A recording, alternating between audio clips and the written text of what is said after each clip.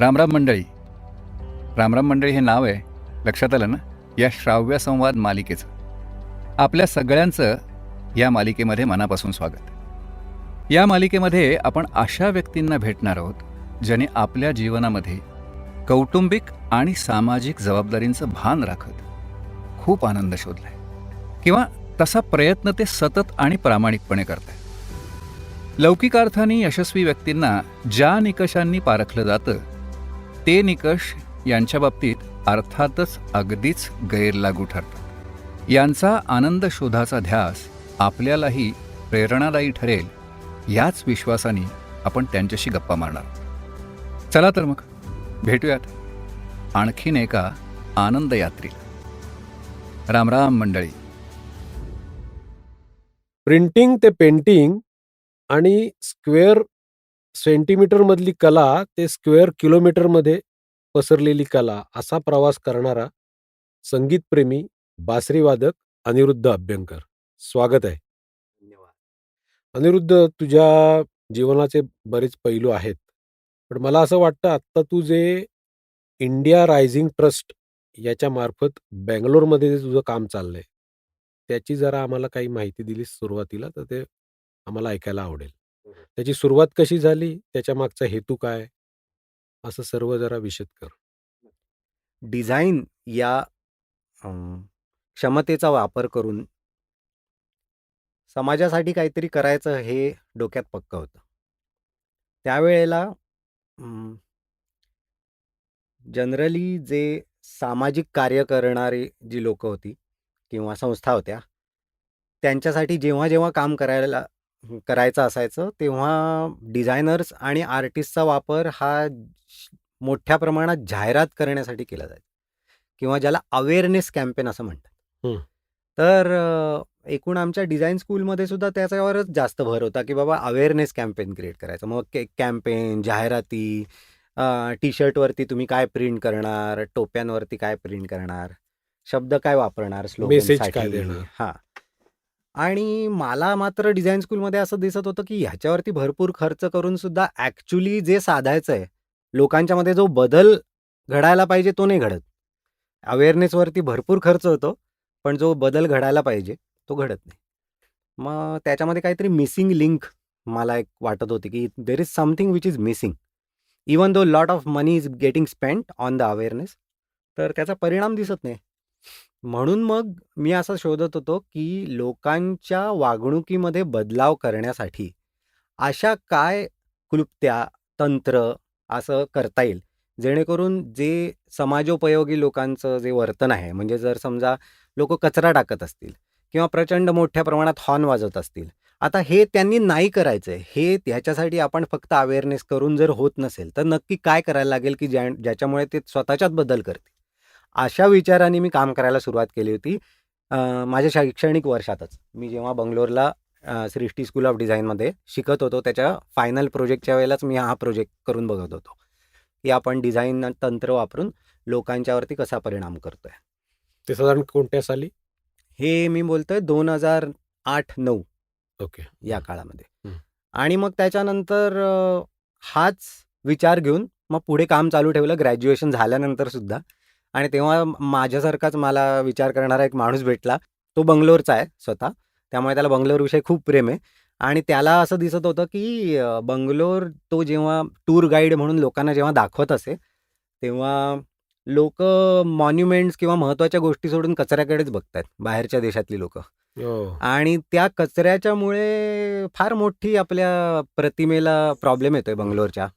म्हणून मग आपण काय करावं असं त्याला वाटत होतं. आणि एकीकडे मी असा शोध करत होतो की काय केल्याने लोकांच्यामध्ये बदल घडू शकेल त्यांच्या वर्तनामध्ये, त्यांना फार लेक्चर न देता सटली की हे सगळ्यांनाच गरजेची स्वच्छता सगळ्यांनाच हवी असते, बरोबर. आणि तरी सुद्धा ती दिसत नाही आपल्याला. याचा अर्थ काहीतरी मिसिंग आहे. ते कोणीतरी शोधणारा असेल. तर आम्ही दोघं एकमेकांना सापडलो आणि ठरवलं की आपण हेच करून बघायचं. म्हणून मग सरळ 1 वर्ष एक रस्ता घेतला आणि त्याच्यावरती प्रयोग करून बघितले की एक रस्ता साफ ठेवण्यासाठी आपल्याला नक्की काय काय करायला लागतं.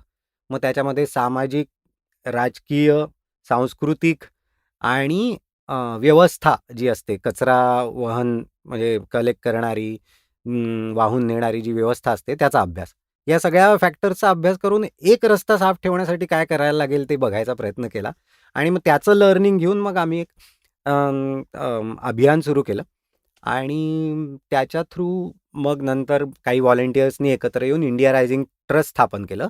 फक्त याच्याचसाठी की सार्वजनिक जागांची स्वच्छता, रखरखाव आणि सौंदर्यवृद्धी या कारणासाठीच ती रजिस्टर झालेली संस्था आहे इंडिया रायझिंग ट्रस्ट. काही व्हॉलेंटियर्सनी एकत्र येऊन ती सुरू केली. मी पण फाउंडर मेंबरच आहे आणि मग त्याच्या थ्रू आम्ही नो कॉस्ट टू गव्हर्नमेंट अशा प्रकारे प्रोजेक्ट करायला सुरुवात केली. Just out of love for this city and we wanted to see the change around us in our life time. म्हणून मग आम्ही त्याला सुरुवात केली आणि त्याला भरपूर यश पण मिळत गेलं आमच्या प्रयोगांना. आणि मग कॉर्पोरेट कंपन्या तर खूप आहेतच, तुम्हाला ही कल्पना आहेच आहे. बंगलोर एक मोठं महानगर आहे की जिथे खूप कंपन्यांची हेड ऑफिसेस आहेत. तर त्यांनी आमचं काम बघून की बाबा आपण आपला कॉर्पोरेट सोशल रिस्पॉन्सिबिलिटी जो समाजकार्यासाठी राखून म्हणजे बाध्य आहे हो. त्या कंपन्यांना की 2% त्यांच्या प्रॉफिटचा त्यांनी सामाजिक कार्यासाठी खर्च वापरायचा. करावाच लागतो. तर तो फंड आम्हाला देण्यात त्यांना फार इंटरेस्ट होता. तर त्यांनी सांगितलं की तुम्ही आमचे एम्पॅनल्ड वेंडर व्हा, हं. आम्ही तुम्हाला हा फंड देऊ इच्छितो. आणि मग आम्ही त्याच मॉडेलनी काम करायला सुरुवात केलं की आम्ही पैसे कॉर्पोरेट्सचे वापरतो. लेबर किंवा जे एक्झिक्युशन असतं त्याच्यामध्ये लोकांचा सहभाग हा असतोच असतो, म्हणजे ते नॉन निगोशिएबल आहे. आणि अजून एक नॉन निगोशिएबल म्हणजे आम्ही पैसे घेतच नाही सरकारकडनं. हं. सरकारकडनं पैसे नाही घ्यायचे, पैसे कॉर्पोरेट्सकडनं घ्यायचे आणि सरकारकडनं परमिशन्स घ्यायच्या आणि त्याचा बेनिफिट सगळ्यांना द्यायचा. बरोबर. आता कॉर्पोरेट तुझ्याकडे वळलेत, पण मग सुरुवातीला तुम्ही पैशाचं कसं मॅनेज केलं? आणि तुला असं वाटलं नाही का की आपल्या स्वतःसाठी पण काहीतरी शिक्षण पूर्ण झालंय तर पैसे कमवावेत? हां, तर खरं सांगू का मला म्हणजे मी ग्रॅज्युएट झाल्यानंतर मी अशा संस्थेतनं ग्रॅज्युएट झालो होतो किंवा माझ्याकडे अशा एक 13 असाइनमेंट होत्या. मी मोजल्या होत्या. माझ्या पोर्टफोलिओला 13 असाइनमेंट होत्या, की ज्या हिरे होते, हिरे. एक जरी असाइनमेंट उचलली असती आणि त्याच्यावर काम केलं असतं तरी आज मी जसं पुढची 15 वर्ष काम करत राहिलोय तसं करत राहू शकलो असतो. अशा सुंदर असाइनमेंट होत्या. तर त्यामुळे मला असं की अरे आता पैसे कसे कमवायचे असं काही फार भीती कधी वाटलीच नाही? भीती नाही वाटली. म्हणजे त्या असाइनमेंट नंतर आणि म्हणूनच मला वाटतं की मला खरोखर चांगलं शिक्षण मिळालं सृष्टी स्कूल ऑफ डिझाईनमध्ये, की शिक्षण घेतल्यानंतर तुम्हाला जर भीती वाटत असेल की आता मला पैसे कसे मिळतील याचा अर्थ तुमचं शिक्षण नाही नीट झालं. तर आणि काम सुरू झाल्यानंतर मग मला दिसत होतं की हे काम सुरू झाल्यानंतर रादर त्या काम सक्सेसफुल होतंय आणि किती लोकांना त्याचं महत्त्व आहे हे कळत होतं. ते एक जनरल अंदाज येतो की हे चालणार आहे पुढे. हो. आणि जो माणूस मी म्हटला मला जो भेटला त्यांचं नाव अरुण पै. हं. तर ते जे आहेत ते म्हणजे पहिल्या प्राथमिक सगळ्या त्यांनी स्वतःचेच पैसे त्याच्यात टाकले कारण त्यांना बंगलोरविषयी प्रेम होतं. मला असं वाटतं कुठलेही असे जे प्रयोग असतात सामाजिक प्रयोग आणि हे त्या प्रयोगाची एक जबाबदारी असते ती त्या माणसानेच घ्यायला लागते. वैयक्तिक मला महात्मा गांधींच्या चरित्राचं नाव फार आवडतं. एक्सपेरिमेंट्स विथ माझे सत्याचे प्रयोग. हां, माय एक्सपेरिमेंट्स विथ ट्रूथ. ट्रुथ. की त्यांनी ती पूर्ण स्वतःकडे घेतली जबाबदारी की बाबा हे माझे प्रयोग आहेत. ते प्रयोग सक्सेसफुल होऊ शकतात, फेल्युअर पण होऊ शकतात, पण मग ती स्वतःकडे घ्यायची असते जबाबदारी. दोन्हीची जबाबदारी आपल्याकडेच आहे. यश मिळालं तरी माझंच आहे, फेल्युअर आलं तरी माझंच. आणि अलाइनमेंट चांगली होती अरुण पै बरोबर. आणि अरुण पैनी असं ठरवलेलं की माझ्याकडे एवढे फंड आहेत, मी हे टाकून बघणार या प्रकारच्या प्रयोगात, मी याला वापरणार आणि मग जर यांनी बदलाव होत असेल तर मग आपण पुढची व्यवस्था लावू. आणि त्यावेळेला काही मारवाड्यांशी बोलणं झालेलं की जेव्हा त्यांनी आणि ते बिझनेसमधले भारी लोक असतात, त्यांच्याकडे असे थंब रूल्स पिढीजात आलेले Fixed असतात. आहेत. तर त्यांनी आम्हाला सांगितलेलं की तुम्ही काम सुरुवात केल्यानंतर तेच काम तुम्ही 100 दिवस जर करत राहिलात तर याचा अर्थ ते काम चालू राहण्यासारखं आहे पहिलं. आणि जर तुम्ही हेच काम करत जर समजा 2 वर्ष तुम्ही हेच काम चालू ठेवता आलं तर याचा अर्थ तुम्हाला त्याच्यातनं पैसेही मिळणार. म्हणजे मला आता पॉडकास्ट मधनं मिळायला लागतील हो बहुतेक. नक्की 100%. बरं. माझ्या तू जे शुभेच्छा मगाशी धन्यवाद. आता तू जे म्हणालास तो मला मुद्दा आवडला की आपण लोकांचं प्रबोधन करायचा खूप प्रयत्न करतो. म्हणजे जसं टॅगलाईन्स वगैरे वापरून हं, टी-शर्ट्स अमुक-तमुक. ह्या तुझ्या जे इन्फ्रास्ट्रक्चरवरचं जे काम आहे, त्यांनी तुला असा बदल जाणवतोय म्हणजे याचा अर्थ? नक्कीच, नक्कीच. कशा पद्धतीने म्हणजे काय तुला दृश्य सांगतो ना. लकी या बाबतीत मी म्हणेन, की मी खरं तर माझं जे फील्ड आहे ते व्हिज्युअल कम्युनिकेशनवालं आहे. बरोबर. ठीक आहे. तुझं शिक्षण पण जाहिरातीच्या सुरुवातीला झालेलं आहे. सुरुवातीला मी जाहिरात क्षेत्रात होतो. बरोबर. तर जसं तू सांगितलंस इंट्रोडक्शनमध्ये, की स्क्वेअर सेंटीमीटरसाठी काम करायचो. square kilometer. जाहिरातीचा आकार हा स्क्वेअर सेंटीमीटरमध्ये असतो. तर बरोबर. त्याच्यासाठी तुम्ही एक रचना करायची असते. तर लकी फॅक्टर हा, की मी व्हिज्युअल कम्युनिकेशनचा अभ्यास केला होता आणि मला नंतर असं लक्षात आलं, की सार्वजनिक जागांमध्ये बहुतेक ठिकाणी भारतामध्ये तर जास्त प्रमाणात लोकं व्हिज्युअल कम्युनिकेशननीच ठरवतात, की इथे काय करायचंय? काय करायचंय. म्हणजे स्पष्ट सांगायचं झालं तर तू समजा रस्त्याने चाललायस आणि तुला असं दिसलं, की 10 लोकं रस्त्यावरनं चालतात. फुटपाथ आहे, पण फुटपाथवरनं फार कोणी चालत नाही, सगळे रस्त्यावरनं चालतायत. तर तुझं मन सबकॉन्शियसली बरंच आधीच म्हणजे एक समजा असं आपण म्हणूयात, की एक 100 मीटर मागेच तुझा डिसिजन झालेला असतो, की तू फुटपाथवर जाणार का नाही. हे काय आहे? हे व्हिज्युअल कम्युनिकेशन आहे. Your visual senses have analysed and realised that nobody is taking that path. Why you should? हा प्रश्न आपल्या सबकॉन्शियसली होत असतो. त्यामुळे बऱ्याचशा गोष्टी आपण व्हिज्युअली पिकअप करत असतो, सिग्नल्स. नकळत. हां, म्हणजे जागा तुम्हाला एक प्रकारे मॅनिप्युलेट करत असतात तुमची बिहेवियर्स. त्याचं बरोबर एक आहे. टिपिकल एक्झाम्पल म्हणजे मॉल्स, की जिथे सर्वांना फ्री एंट्री असते आणि फ्री एक्झिट असतं. तुम्हाला काही तिकीट काढायचं नसतं, काही नसतं. तिथे जाऊन कोणी थुंकत नाही आत. का नाही थुंकत? ते पण म्हणजे मार्केटमध्ये आपण कुठल्यातरी भाजी मार्केटमध्ये जातो. कोपरे रंगलेले असतात सगळे. हां, किंवा म्हणजे तर ते वातावरण तुम्हाला इंडिकेट करतं ना काय करायचं. तर आता मी तुझ्या प्रश्नाकडे येतो, की हे मला कसं दिसलं, की बाबा माझे प्रयोग सक्सेसफुल होतात. तर लोकांच्यात नक्की बदल होताना दिसला. तो म्हणजे हे प्रिन्सिपल काम करतं. मी व्हर्टिकल सरफेसेस ज्यावेळेला ब्युटिफाय करायला सुरुवात केली. आधी हॉरिझॉन्टल नाहीच. नुसतंच पेंटिंग वापरायचं, पोस्टर्स आलेली काढून टाकायची आणि तर एक वर्षानुवर्ष घाण असलेली, कोणी लक्ष न दिलेली अशी जी भिंत असते, ज्याच्यावरती पोपडे उडालेले आहेत, थोडासा भाग ढासळलेला आहे, त्याच्यावरती मॉस आलेला आहे, शेवाळं जमलेलं आहे, अंधारा भाग आहे, एक कोळ्याचं जाळ आहे. म्हणजे थोडक्यात ते विद्रूप झालंय. झालंय, पण एवढे सगळे फॅक्टर आहेत त्याच्यात. कोणीतरी तिथे खालच्या साईडला मेलेला उंदीर पण टाकलाय, कारण अशाच जागी टाकणार ना. तर मग आता मी हे वर्षानुवर्ष हे असं आहे बरं का. लोक म्हणतात किती घाण आहे, कोणीच काय करत नाही, सरकार पण काय करत नाही. हे मला ट्रान्सफॉर्म करायला 1.5 तास पुरतो. मी एक पेंटचा डबा घेऊन येतो, एक माझ्याकडे हँड ग्लोव्ज असतात, माझ्याकडे झाडू वगैरे, एक बॅग असते. सगळं सामान जे खाली पडलेलं बॅगमध्ये टाकलं, पोपडे काढून टाकले, त्याच्यानंतर त्याच्यावरती प्रायमरला म्हणजे किंवा जो कुठला गेरू कलर असेल तो कालवून घेतला आणि लावून टाकला.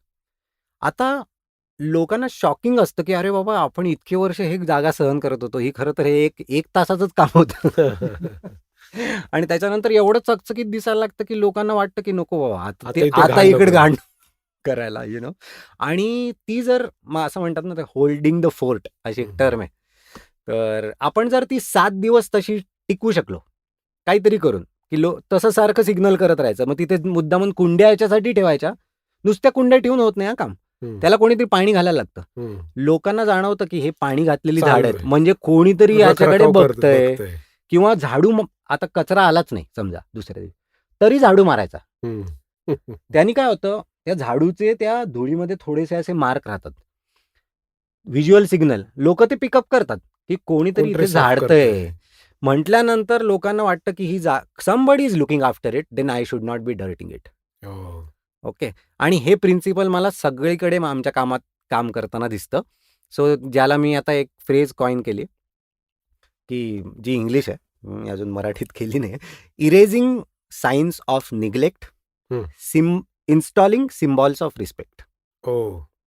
हे केलं की सार्वजनिक जागा छान राहतात. की ज्या निग्लेक्ट जसा दिसतोय तुम्हाला, दुर्लक्षित असं वाटणारी ती जी जागा ज्याच्यामुळे घडली आहे, किंवा तसे जे फॅक्टर आहेत ते काढून टाकायचे आणि ज्या गोष्टींना सामाजिक मानसिकतेमध्ये एक मान आहे अशा प्रकारच्या सर्व गोष्टी तिथे करा. हं. की आणि नेत्र सुखद पण वाटले पाहिजे, हां. की सो त्याचा आपोआप परिणाम हो, लोकांच्या मनावर हो, तू म्हणालास तसं नकळत हो. होत राहतो. महाकाय जी आपली इन्फ्रास्ट्रक्चर्स उभी केलेली आहेत, हं. तर त्याचं सौंदर्यीकरण थोडक्यात. हं. मग ते एवढ्या मोठ्या स्केलवर तुम्ही कसं मॅनेज करता? म्हणजे आता फ्लायओव्हर्स तू केलेस, हं. नंतर आता त्या फ्लायओव्हरच्या खालच्या जागा पण बागेत तुम्ही कन्व्हर्ट हो, करताय थीम चांगल्या थीम पार्क्स. पार्क्समध्ये. हो, तर हो. ते सगळं कसं मॅनेज होतं? म्हणजे मनुष्यशक्ती कुठून मिळते? हां. सो आधी ट्रस्टचा जो आवाका होता, तो आम्ही एक असे स्पॉट, एक कॉर्नर, मग दुसरा कॉर्नर, मग एका वॉर्डमधले किती कॉर्नर्स आहेत, असं करत होतो. मग सो हळू-हळू आम्हाला दिसलं असं, की दरवेळेला आम्ही आधी व्हॉलंटिअर्सच्या थ्रूच काम करतो, की एक जागेचा फोटोग्राफ सोशल मीडियावरती टाकायचा. या शनिवारी आम्ही हा स्पॉट उडवणार. हां, हा गेम ट्रान्सफॉर्म काढायचा काय याची गेम करायची. सुपारी मॉडेल, आम्ही त्याला सुपारी सुपारी मॉडेल म्हणायचो, की आम्ही सुपारी उचलायचो या जागेची. हं, या शनिवारी याचं काम तमाम. हं. हं. आणि तो फोटो टाकायचा सोशल मीडियावरती आणि लोकांना सांगायचं, की या इतके वाजता आम्ही जाऊन तिथे काम सुरू करणार आहे. तुम्हाला असं वाटत असेल, की तुम्हाला पण यायची इच्छा आहे, जरूर या. आमचे नियम हे एवढेच आहेत, की कुठलीही मीटिंग कंडक्ट होणार नाही जागेवरती. आधी पण नाही, नंतर पण नाही. या, काम करा, निघून आपापले जा. हां. विसरून जा. विसरून जा. सो आणि मग त्यावेळेला एक डबा ठेवलेला असायचा. ऐच्छिक तुम्हाला त्याच्यात काय जेवढे पैसे टाकायचे तेवढे टाकू शकता. हं. तिथे आधीच फोटोच्या बरोबर पण लिहिलेलं पण असायचं, की आम्ही साधारणपणे ह्याच्यावरती ₹5,000 खर्च करणार आहोत. पाहिजे तर टाका, नाही तर नका टाकू. आम्ही तयारीने गेलेलो असायचो, की हां, ते सगळं तर आपलं येतातच जनरली 5,000 असतील. एका स्पॉटवरती समजा 20 माणसं आली. 20 माणसांनी ₹200 जरी दिले, तरीसुद्धा ते ₹4,000 झालं. होऊन जातात. सो जनरली आम्ही 2,000 ते 5,000 याच्यापेक्षा जास्त लेव्हलची कामं आधी करायचो नाही. आता तुझ्या प्रश्नाकडे. मग इथपासनं ते मोठ्या जागांपर्यंत कसं काम झालं? तर जेव्हा कॉर्पोरेट्स इन्व्हॉल्व व्हायला लागले, तेव्हा त्यांची पहिली रिक्वायरमेंट होती, की आम्ही फक्त पैसे नाही आम्हाला द्यायचे. आम्हाला त्या व्हॅल्यूज आमच्या एम्प्लॉईजमध्ये पण रुजल्या पाहिजे. हो, त्यामुळे नुसते CSR फंड्स नाही देणार. तुम्ही आमच्या लोकांना घेऊन काम करायचं. काम करा. म्हणजे एम्प्लॉई एंगेजमेंट पण आला त्याच्यात असं. मग एका वेळेला 200-200, 500-500 लोकं यायला लागली बाहेर एम्प्लॉईज. हो. आता एवढ्या लोकांना घेऊन काम कुठे करायचं? हं, हं, हं. मग आम्हाला जेव्हा फ्लायओव्हर सापडले तेव्हा तर आमचं गणित म्हणजे लॉटरीच लागली. आधी छोट्या जागा घेत होते, नंतर लक्षात आलं अरे ह्या तर सगळ्यात महत्त्वाच्या, कारण फ्लायओव्हर जनरली मुख्य हमरस्त्यावरती असतात आणि त्यामुळे तिथे ते बऱ्याच जणांनी बघितलेले असतात आणि ते खूप घाण असते तिथे. त्यामुळे सगळं विन सिच्युएशन झाली, की कंपन्या पण खुश कारण सगळ्या एम्प्लॉईजसाठी काम मिळालं. आम्ही पण खुश, की बाबा खूप मोठ्या प्रमाणात शहरामध्ये बदल करता आला. हो. आणि एकूणात एका मोठ्या फ्लायओव्हरच्या खालचं जर एवढं काम होत असेल, तर त्याला मीडिया पण लगेच पिकअप करतो. मीडियाने पिकअप केलं, की सरकारी मदत पण यायला लागली. मग गव्हर्नमेंटवाले जागा झाले. म्युनिसिपल कॉर्पोरेशन ट्रॅक्टर पाठवायचे, अजून माणसं पाठवतो, मग ते प्रेशर वॉशर पाठवले. असं करत म्हणजे it started falling in place. All the हां. Things are started falling in place. असं सुरुवात झाली आणि मग तेच पुढे कंटिन्यू करत गेलो. त्यातनं बरंच मोठं होत गेलं. म्हणजे आता असं म्हणतात, की बंगलोरमधला 2 किलोमीटर रस्ता आहे असा दिसणार नाही जिथे अनिरुद्धचा हात लागला नाहीये. हां, हे किंवा खरं आहे का? इंडिया रायझिंग ट्रस्टचं म्हणजे काम आय आहे. मीन येस, त्यांच्या येस. मार्फत तू किंवा तुझ्या मार्फत हो, ते. हो, हो. पण येस. एवढं मोठं काम तू तिथे उभं करू हो, शकलास. हो, हो. हो, हो. पण तू असं म्हटलंयस, की आर्टिस्ट होणं ही मानवी जीवनाची परमावधी आहे. हां. असं मानणारा तिथला मी आहे. हां. तर तिथे मला थोडं असं वाटतं, की आर्टिस्ट जन्माला येतो. हां. तर हे एक ह्याच्याबद्दल तुझे विचार मला ऐकायचे आहेत. आणि दुसरं ही सामाजिक जी जाणीव आहे, हं. ती निर्माण होण्यासाठी पण काहीतरी मागचा इतिहास किंवा आपला हो. कौटुंबिक हे असतं त्याला हो. पृष्ठभूमी असते. तर त्या नक्कीच. दोन्ही गोष्टींबद्दल जरा सांग. एक हे परमावधी काय आहे ती हां. मला कळू दे. हां, तर मी परमावधीबद्दल नंतर येतो. मी आधी ओके. सामाजिक जाणीवेबद्दल. ओके. ठीक आहे. तर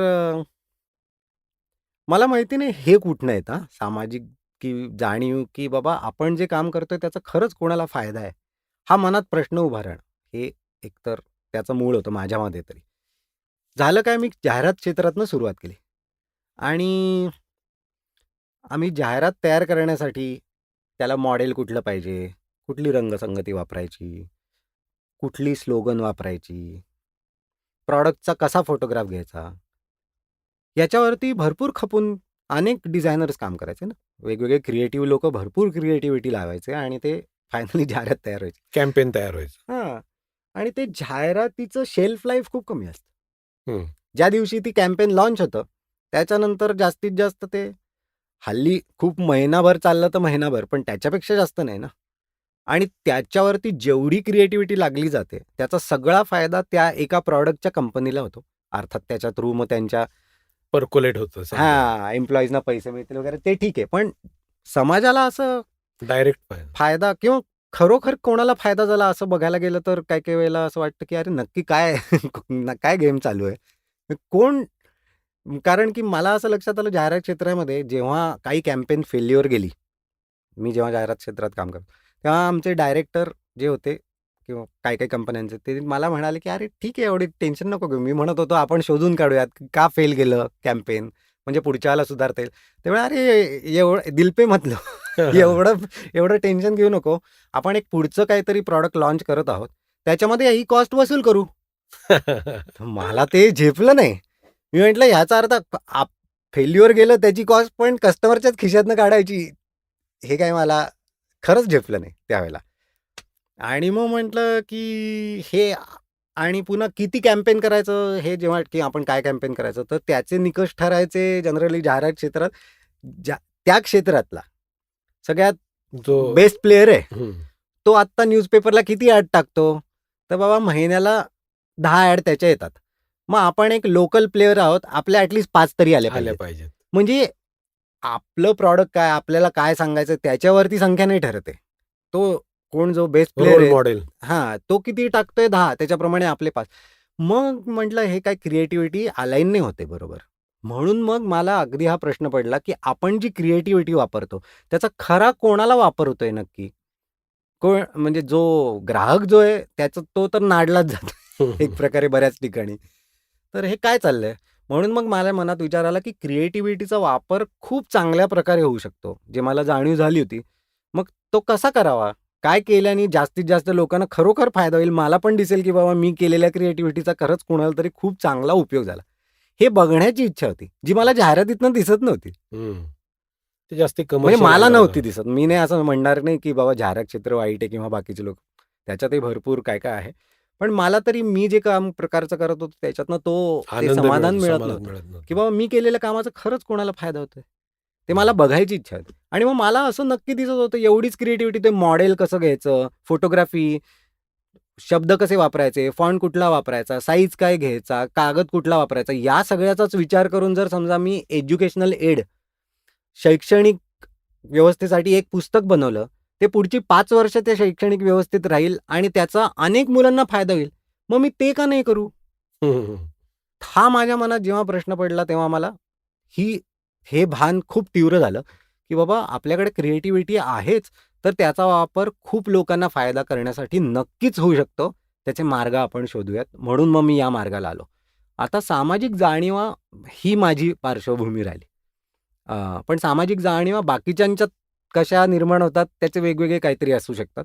माझ्या घरामध्ये असे काहीतरी खूप सामाजिक कार्य करणारी खूप लोकं होती वगैरे असं काही हां, नव्हतं. म्हणजे मला तेच विचारायचं होतं, की आई-बाबांकडून काय त्याचं तुला काय वारसा आलाय किंवा काय? कारण हा विचार मनात येणं हे खूप मोठं आहे, की हां. कारण प्रत्येकाला स्वतःचा फायदा दिसत असतो ना. हो, हो, त्याच्याबरोबर लोकांच्याबद्दल विचार करणं, हो. एवढं तितकं वाटतं तितकं सोपं नाहीये. मे बी त्याला 2-3 अगदी मूलभूत कारणं ही पण असू शकतात, की जेव्हा माझं एकतर बालपण पेठेत गेलं, वाड्यामध्ये राहिलो, जिथे घरांची दारं बंद नसायची. त्यामुळे मला फक्त माझं घर म्हणजेच माझं घर नव्हतं वाटत. मला अनेक घरं माझीच वाटत होती. ते आम्ही हे सब कधी मेरा ही है. हां, हे सब मेरा ही है.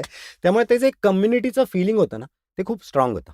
हं. त्यावेळेला असं म्हणजे कधी असुरक्षित वाटायचं पण नाही कोणालाच. आम्ही मुलं कुठेही खेळत असलो तरी आई-बाबांना अशी चिंता नसायची, "अरे मला सांगून नाही गेला, कुठे गेला?" वगैरे, वगैरे. सगळ्यांचं लक्ष असायचं. कोणीतरी सांगायचं, "का हो बघितलं का अनिरुद्धला? हो, तो तिकडे खेळतोय. मग ते बोलवा." You know.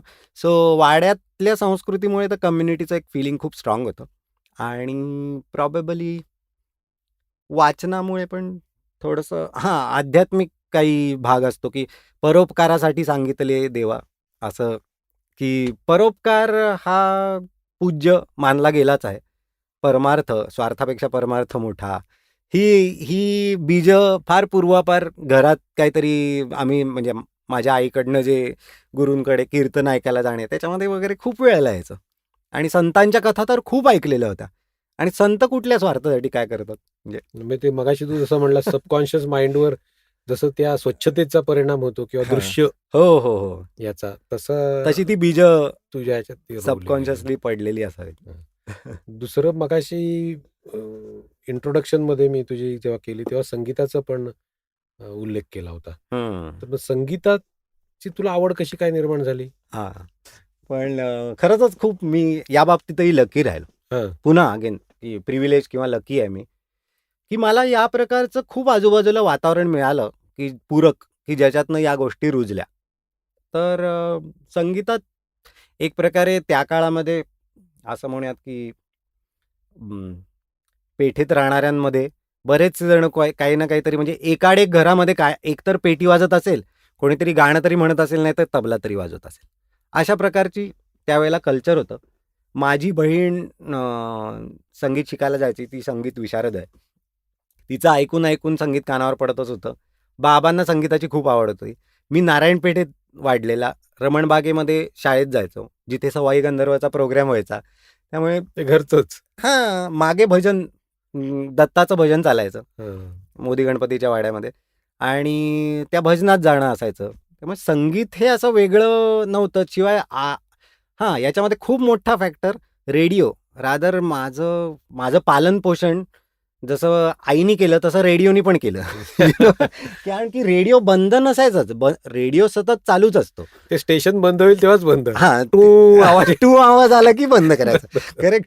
तर असं सकाळी उठल्यापासून रेडिओ चालू असायचा. कारण की आणि इव्हन बाबांना कुठला प्रोग्राम चालू आहे त्याच्यावरनं किती वाजले ते ठरवायचं. घड्यात बरोबर. बघायची जरूर नाही पडायची. इतका रेडिओ हा जीवनाचा भाग होता. नसा-नसात भिनला होता. भिनला होता. माझ्या ताईला तर रेडिओ ऐकून ते त्यांनी गाण्याचा पहिला सूर येतो ना, हं. किती ओळखायची ती कुठलं गाणं आहे. इतका रेडिओचा संस्कार झाला होता मनावरती. त्यामुळे संगीत हे आलंच होतं. मग नंतर त्याला एक अशी पण पार्श्वभूमी होती, की मी लहानपणी प्रचंड चंचल होतो आणि एका ठिकाणी काही बसायचो नाही. सारखा काहीतरी उपद्व्याप करत असायचो. त्यामुळे आईनी वैतागून आता ह्याला कुठेतरी क्लासलाच घालते.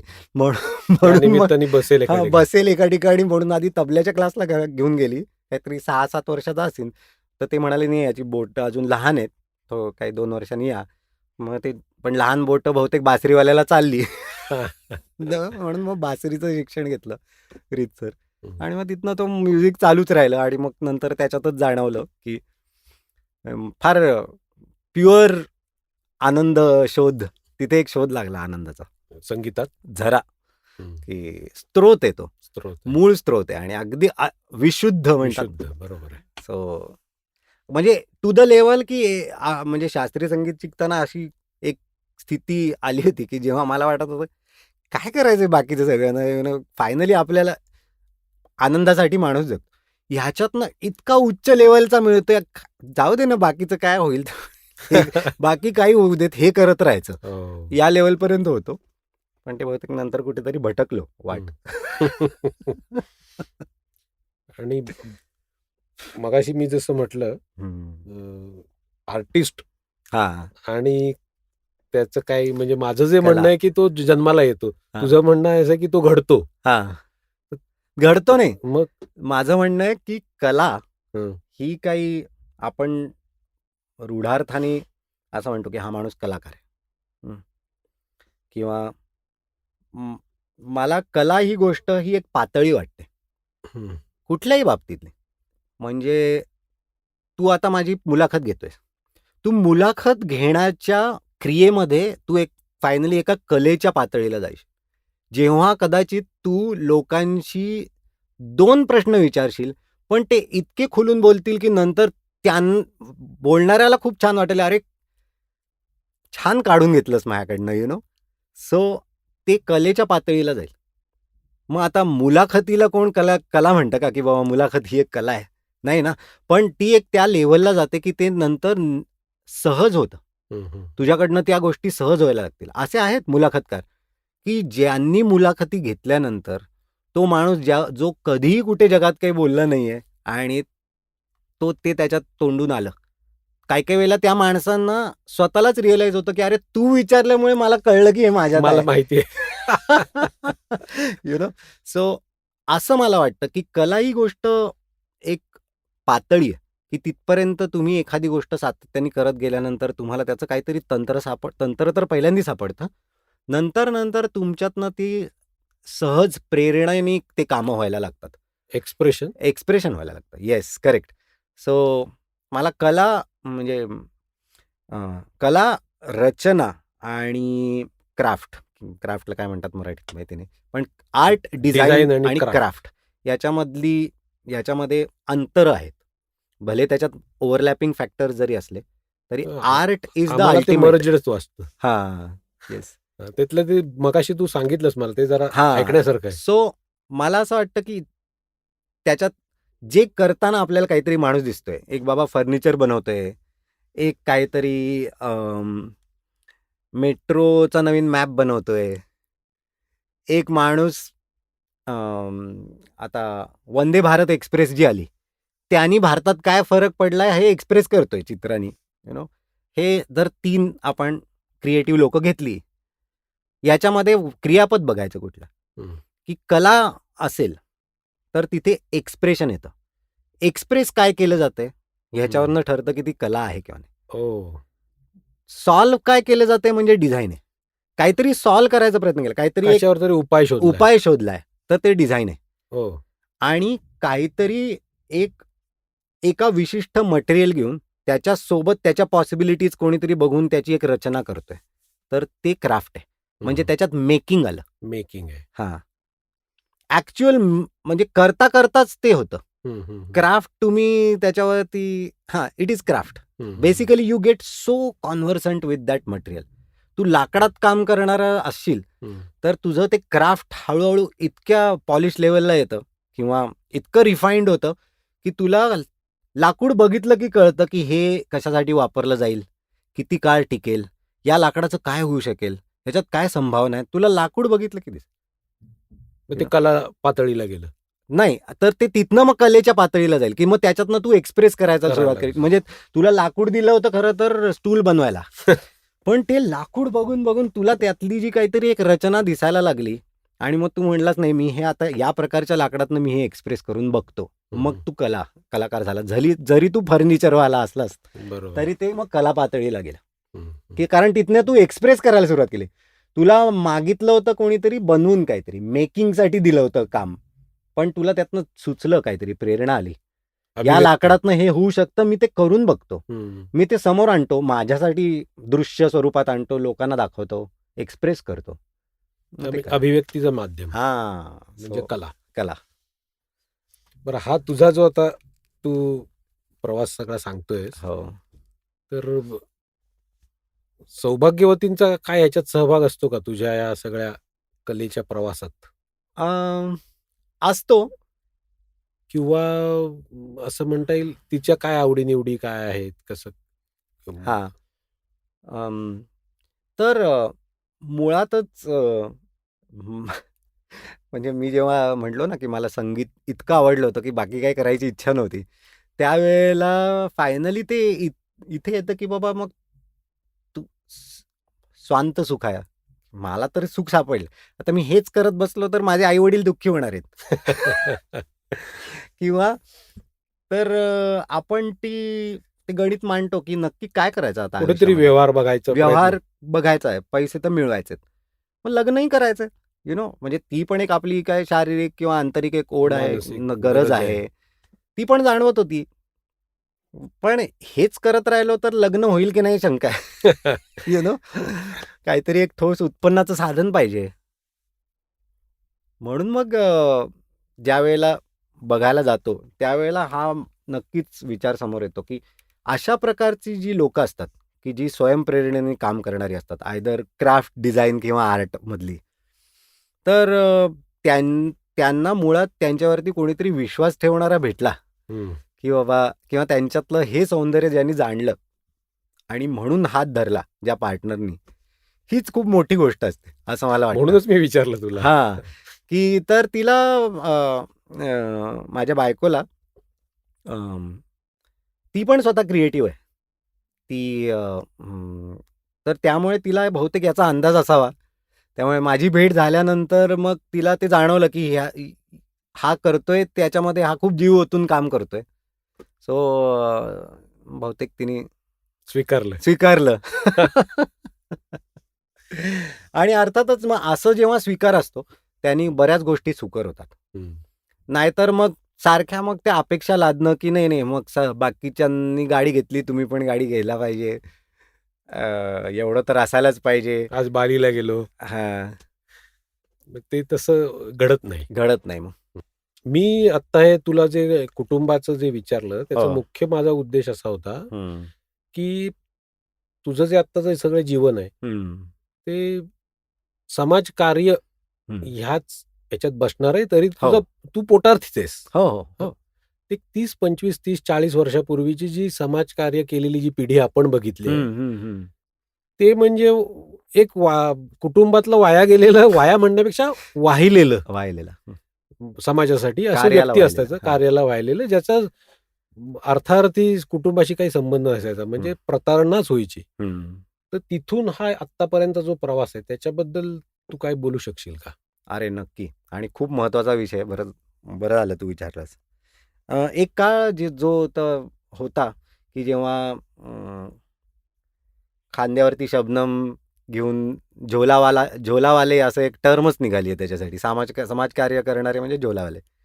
तर आणि ते पोटाला चिमटा घेऊन करायचे. त्यांच्या त्या प्रेरणा इतक्या तीव्र असायच्या, त्यांना तो अन्याय सहन नाही व्हायचा. त्याच्यासाठी ते त्या कार्यामध्ये उडी घ्यायचे किंवा त्याच्यासाठी त्यालाच वाहून घ्यायचे. मग ते स्वातंत्र्यवीर पण अनेक असे होऊन गेले, की जे वर्षानुवर्ष घरीच आलेले नाही आहेत.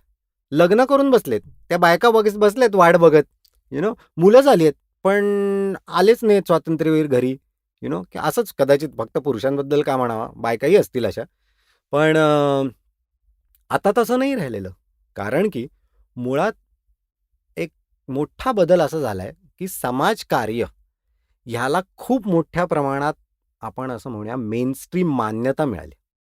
म्हणजे ज्या वेळेला असा कायदा आला, की तुमच्या व्यापारी क्षेत्रातल्या कंपन्यांनी, व्यापार करणाऱ्या कंपन्यांनी त्यांच्या प्रॉफिटचा 2% हा कंपल्सरी सामाजिक कार्यासाठी द्यायलाच लागणार. नुसता द्यायला लागणार हा नियम नाही आला. नियम पेपरवर खूप असतात. त्याला ऑडिटिंग कंपल्सरी आहे. म्हणजे त्याचं ऑडिटिंग पण होतं. नाहीतर काळा पैसा गोरा करण्यासाठी पण पूर्वी होऊ शकत. NGOजचा होऊ वापर शकत. खूप मोठ्या प्रमाणावर व्हायचा. तर आता तसं नाही. त्याचं ऑडिटिंग पण आहे. आणि जर ते योग्य प्रकारे केलेलं नसेल तर त्याला जेल पण आहे. तशी हो. पण क्रिमिनल व्यवस्था पण म्हणजे हो. कायदा पण तशा प्रकारे बडगायचं आहे. पूर्ण एंड टू एंड डेफिनेशन झाली आहे. हं. त्यामुळे ही जी आहे ही रिस्पॉन्सिबिलिटी आहे. म्हणून त्याला कॉर्पोरेट सोशल CSR. रिस्पॉन्सिबिलिटी. बरोबर. It's not charity. हं, हं. तुम्ही काहीतरी उपकार नाही करत आहेत हे पैसे देऊन. ही तुमची ती जबाबदारी आहे. का? कारण बाकीच्यांना एक प्रकारे सर्वसामान्य व्यक्तीला जे अधिकार असतात ते कंपन्यांना पण असतात. म्हणजे व्यक्ती एक जागा खरेदी करू शकते. तसेच कंपन्या जागा खरेदी करू शकतात. So it's like an individual. तुम्ही Entity. त्या Legal समाजाचे entity. सगळे लीगल एंटिटी. त्यामुळे तुम्ही त्या सगळ्या सेवा सुविधांचा फायदा तर घेता, पण मग जे व्यक्ती असते ती सांस्कृतिक घटक पण असते, ती सामाजिक घटक असते, ती वोटिंग करते. ही जी सामाजिक त्याची रिस्पॉन्सिबिलिटी आहे ती पण पार पाडत असते. मग बांधिलकी. कॉर्पोरेटला कुठे आहे ती? हं. नाही का? बांधिलकी. ती बांधिलकी असायला पाहिजे म्हणून हे नियम आले आणि ते आता इतक्या लेवलपर्यंत मॅच्युअर झालेत, की प्रत्येक कंपन्यांमध्ये असे कॉर्पोरेट सोशल रिस्पॉन्सिबिलिटीची डिपार्टमेंट्स आहेत. तिथे लोकं कामं करतात. तिथे जेन्युइनली त्यांना इम्पॅक्ट हवा असतो, की आपण जर पैसे देतोय तर त्याचा नक्की समाजावर किती इम्पॅक्ट होतोय तो मोजला जातो. त्यामुळे ह्याला एक प्रकारे राजमान्य, समाजमान्य असं त्याला स्वरूप प्राप्त झालेलं आहे. त्यामुळे पैसेही भरपूर आलेत या क्षेत्रामध्ये. त्यामुळे पूर्वी अगदी पोटाला चिमटा काढून करायला लागायचं, तसं नसतं. आता जर तुम्ही तुमच्याकडे चांगलं प्रपोजल आहे, तुम्ही मागितलं तर खूप ठिकाणी तुम्हाला त्याला फक्त म्हणजे फक्त व्यापाऱ्यांकडनं नाही, सरकारकडनं सुद्धा त्याला व्यवस्थित सपोर्ट असतो. त्यामुळे हल्ली झोळी घेऊन पोटाला चिमटा काढून घर सोडून जायला लागत नाही. हा एक भाग झाला. आणि दुसरा भाग हा पण झाला, की ह्याच्यातनं ॲक्च्युली गरज आणि पुरवठा या दृष्टीने जरी बघितलं, तरी आता सामाजिक जसं एस्पेशली शहरं काय आणि गाव काय, बऱ्याच ठिकाणी जे आता स्थित्यंतर खूप मोठ्या प्रमाणात चालू आहे. जे आपलं सांस्कृतिक बदल खूप मोठ्या प्रमाणात चालू आहेत, की जी पूर्वी ज्या व्यवस्था होत्या त्याच्यापेक्षा खूप काहीतरी वेगळ्या गोष्टी, लाईफस्टाईल चेंज होत आहेत माणसांच्या, क्लायमेट चेंज होत आहे. हे बदल इतक्या मोठ्या प्रमाणात होत आहेत, की त्याच्याशी कोपअप समाजाला होण्यासाठी खूप गोष्टी लागतात. मग ते सगळं सोशल वर्कमध्येच येतं ना. बरोबर. कोणाला तरी हे काम करायला लागतं आणि सरकार पूर्णपणे त्या लोकांपर्यंत पोहोचू नाही शकत. त्यामुळे एनजीओज लागतात, ट्रस्ट लागतात, अशा व्यक्ती लागतात, की जे असं एखादं काम स्वतःच्या जबाबदारी पाठीवरती घेऊन. उचलतील, त्याचा विडा उचलतील, त्या कामाला स्वतःला वाहून घेतील. पण आता त्या लोकांना हे मात्र नक्की आहे, की ही गरज आयडेंटिफाईड असते. सरकारलाही माहिती आहे, की ही एवढी मोठी गरज आहे. कोरोनाच्या काळामध्ये किती अशी लोकं आहेत, की ज्यांना आता खायलाच काही मिळत नाहीये. त्यांचं हातावरती पोट असलेले. त्यांना सरकार त्यांच्या घरापर्यंत जाऊ शकत नव्हते. कोण गेले तेव्हा? समाजसेवकच गेले ना. त्यांनीच हजारो पाकिटं अन्नाची रोजच्या करून रोज. त्यांच्यापर्यंत पोहोचवली. बरोबर. अनेक ठिकाणी लसीकरणाच्या वेळेला खूप मोठी झुंबड उडाली होती. तेव्हा त्यांची क्राऊड मॅनेज करण्यासाठी कोणी काम केलं? सामाजिक संस्थाच आल्या ना. म्हणजे एक प्रकारे आता याला सगळ्याला एक समाज सामाजिक मान्यता. सरकार मान्यता पण आहे, होय. की सरकारनी पण रेकग्नाइज केल्यात या संस्था. म्हणजे मी नक्की हे नाव अभिमानाने घेऊ शकेन, की अझीम प्रेमजी फाउंडेशननी बंगलोरमध्ये जेवढं काम केलं, मी स्वतः डोळ्यांनी बघितलं. कारण आम्ही हे सगळं सार्वजनिक जागांची कामं बंदच झाली त्यावेळेला. मग आम्ही पण कोविड रिलीफसाठीच काम केलं आणि त्यावेळेला आम्ही अझीम प्रेमजींबरोबर खूप काम केलं. सो तर ते मी जवळनं बघितलं. त्यांनी स्पष्ट पहिल्या मीटिंगपासून प्रत्येक वेंडरला सांगितलेलं, आमचं नाव कुठेही आम्हाला छापायचं नाही. हो. आणि त्यांनी जे काय काम केलं, त्यांनी सगळी पूर्ण व्यवस्था, त्यांचे बेस्ट ऑफ द एम्प्लॉईज, चांगली लोकं कामाला लावून ते काम सगळं घडवून आणलं, जेणेकरून आपण सुरक्षित राहू. होय. सो हल्ली मागणी पण खूप आहे या कामाला. मग ते मानसिक संतुलन असेल किंवा म्हणजे वेगवेगळ्या प्रकारच्या वेलबिंग गरजा. असं सर्व समाजातल्या वेगवेगळ्या प्रकारच्या गरजा या आता आयडेंटिफाईड आहेत. त्याला विशिष्ट प्रकारचे फंड्स अवेलेबल आहेत. त्याच्यासाठी काम करणाऱ्या सरकारी काही संस्था आहेत. संस्था आहेत, निमसरकारी आहेत आणि प्रायव्हेट एनजीओ, आहेत. प्रायव्हेट पण संस्था आहेत. बऱ्याच विषयात आता आपण चर्चा केली आहे. हम्म. एक विषय राहून गेला तो म्हणजे तुझा संगीताचा. त्याच्यात तू बासरीचा उल्लेख केलास. हम्म. तर तू जर आमच्या श्रोत्यांना बासरी ऐकवलीस तर आम्हाला पण आनंदाची परमावधी मिळेल. तर जरा ते पण ऐकवा. जरूर जरूर. हे A.R. रहमानचं गाणं आहे कुठलं? आणि ते ओळखाल तुम्ही. ओके. पण सामाजिक कार्य किंवा परमार्थ, परोपकार याच्याशी निगडित आहे. ओके. सो नंतर त्याचे शब्द सांगतो.